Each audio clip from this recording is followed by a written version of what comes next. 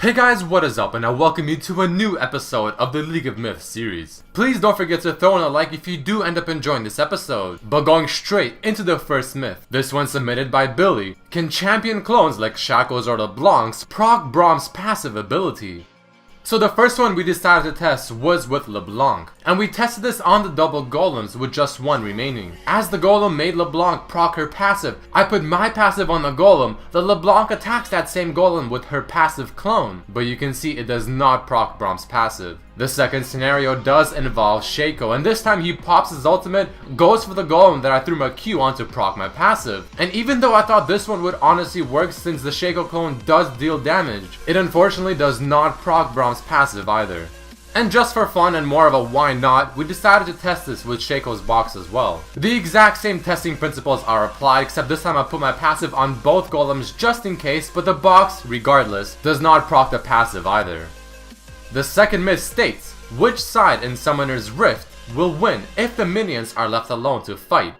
So I played Zed for this game, purposely playing a champion that has no effect on anything around the map. And as I'm kind of chilling in the base, letting the minions do their thing, it's a back and forth battle for quite some time, and you can see at the bottom, it takes about 32 minutes for the game to fully finish with just the minions. So far the top side seems to be the most dominant side out of the three, with the middle lane coming in second. So this obviously can suggest that the top lane is slightly more in favor for the blue side, while the bottom lane seems to be more in favor for the purple team. You can see the minions in the mid and top lane are simply going straight to the nexus, absolutely demolishing everything in sight, while poor old bottom lane on the blue side is having much trouble to try and get past even the halfway point. But at the end of the game, if the minions are left alone, the blue side does win. The third myth submitted by Fayaz on Twitter. How does Yorick ult work with Kog'Maw and Karthus passive?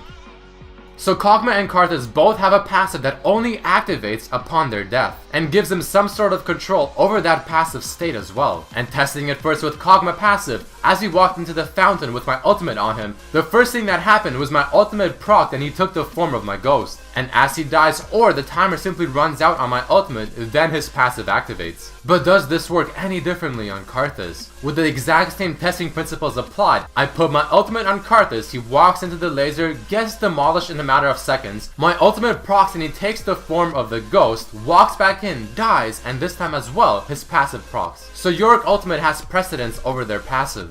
The final myth for this episode submitted by Rennie. If you teleport to a shroom or Shaco box and someone steps on it, what happens? So the reason this myth is somewhat interesting is because teleport, when used on minions or wards, will place that minion or ward in an invulnerable state, which here you can see the Shaco was unable to kill the ward as I was still teleporting onto it. So the first thing we will check out is if the interaction is the same on a Shaco box. As I walk into it and proc the Shaco box and it of course is attacking me, it is invulnerable, and I am completely unable to kill it. The next thing to test is Teemo's shroom. As I'm about to walk onto the shroom, the Teemo teleports right onto it, but this time the shroom activates and I take the poison. But the cool thing is the teleport from Teemo does not cancel, and he continues to teleport on the what is now non-existent shroom. Before I end this off, we decided to test one more thing. If someone teleports on the Shaco box within its last seconds of being alive while attacking, will it postpone its time? But the answer is no, and it will simply die out, but the teleport will still go through.